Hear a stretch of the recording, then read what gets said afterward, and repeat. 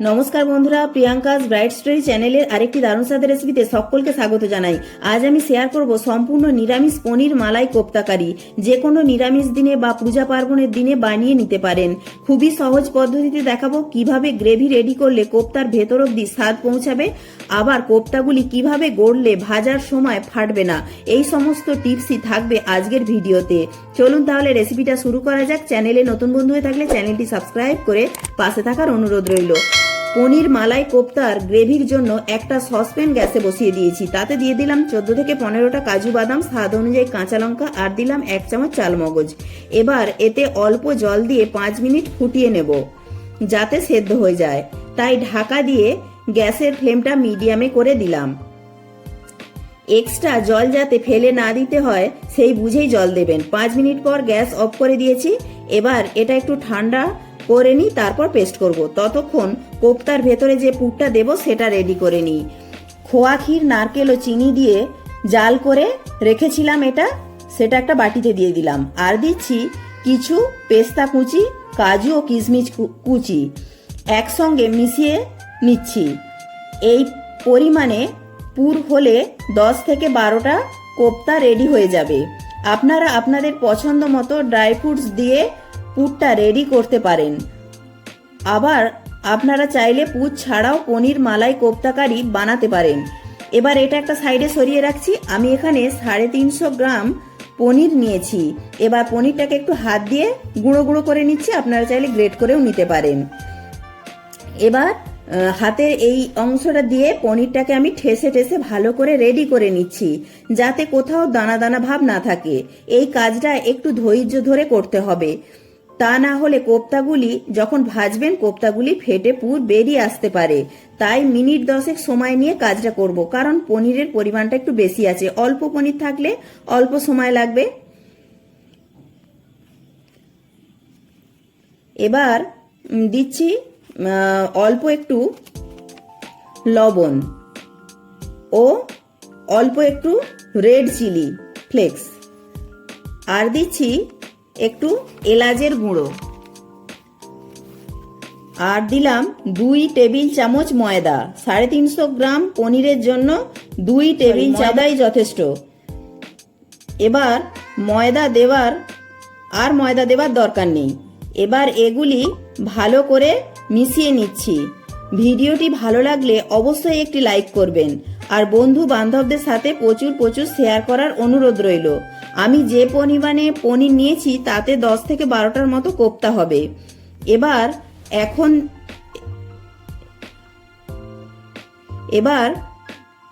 এটা থেকে লেচি কেটে নিচ্ছি।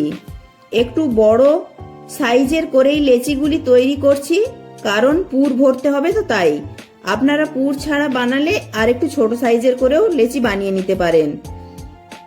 এবার একটা একটা লেচি নিয়ে 2 হাতে তালু দিয়ে বেশ মসৃণ করে নিতে হবে, যাতে পনিরের কোপ্তাগুলি ভাজার সময় ফেটে না যায়। এবার একটা পকেট বানিয়ে নিয়ে তার মধ্যে অল্প পরিমাণে পুর দিয়ে মুখটা ভালো করে বন্ধ করে দিচ্ছি। আর পুর অল্পই দেবেন। এবার হাত দিয়ে খুব ভালো করে গোল করে নিচ্ছি। হালকা হাতে কাজটা করবেন। 2 হাতে তালুর সাহায্যে একদম মসৃণ করে গোল পাকিয়ে নিতে হবে, যাতে কোনো ক্র্যাক না থাকে। এবার শুকনো ময়দার মধ্যে একটু ঘুরিয়ে নিতে হবে। আমি শুকনো ময়দার মধ্যে ঘুরিয়ে নিচ্ছি। আপনারা চাইলে কর্নফ্লাওয়ারের মধ্যেও ঘুরিয়ে নিতে পারেন।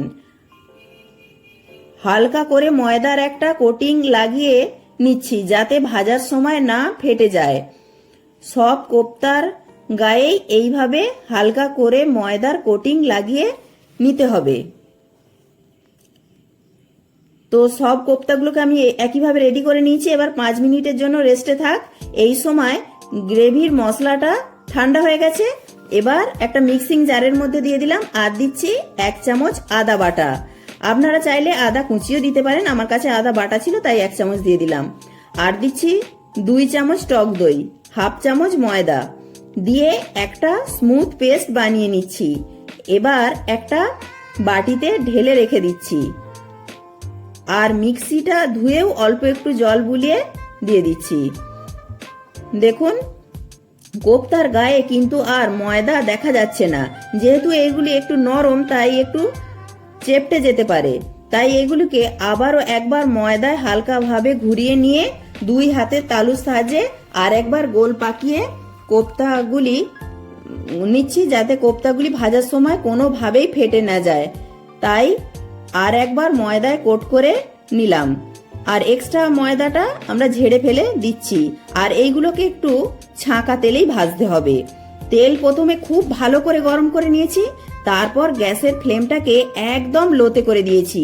খেয়াল রাখবেন আঁচ কিন্তু বাড়িয়ে এই কোপ্তাগুলো ভাজতে যাবেন না, তাহলে কোপ্তাগুলো ফাটবেই। এবার গ্যাসের ফ্লেমটা একদম লোতে রেখে সাবধানে উল্টে পাল্টে সুন্দর গোল্ডেন কালার ধরিয়ে ভেজে তুলে নেব। খুব সাবধানে এগুলিকে উল্টে পাল্টে ভেজে নিতে হবে। যদি একটা ফেটেও যায় তাহলে সঙ্গে সঙ্গে তেল থেকে বের করে নেবেন। তো এইগুলি আমাদের ভাজা হয়ে গেছে, এবার তুলে নেব। এইভাবে সব কোপ্তাগুলিকেই আমরা ভেজে রেডি করে নেব। ভিডিওটি ভালো লাগলে অবশ্যই একটি লাইক করবেন। আপনাদের একটি লাইক আমাকে পরবর্তী ভিডিও বানাতে উৎসাহ জাগাবে, আর বন্ধু বান্ধবদের সাথে প্রচুর প্রচুর শেয়ার করার অনুরোধ রইল।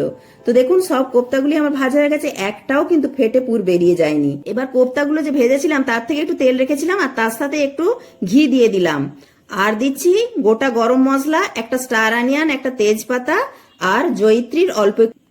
এবার ফোড়নটা একটু নেড়ে চেড়ে নিয়ে ওতে দিয়ে দিচ্ছি কাজু, চালমগজ ও টক দই দিয়ে যে পেস্টটা বানিয়ে রেখেছিলাম সেটা,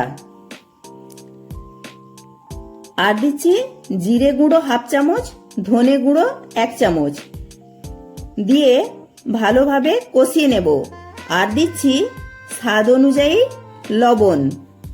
এবার ঢাকা দিয়ে 5 মিনিট ফুটিয়ে নেব যতক্ষণ না তেল ছেড়ে আসছে। তবে মাঝে একবার ঢাকা খুলে একবার নেড়ে দেবো, কারণ কাজু ও টক দই দেওয়া আছে তো, তাই কড়ার তলায় বসে যেতে পারে। তাই একবার ঢাকা খুলে আবার একবার নেড়ে চেড়ে নিলাম। আর দিচ্ছি 2টো চেরা কাঁচা লঙ্কা দিয়ে আবারও একবার ঢাকা দিয়ে দেব। দেখুন মিনিট খানেক পর তেল কিন্তু ছাড়তে শুরু হয়েছে।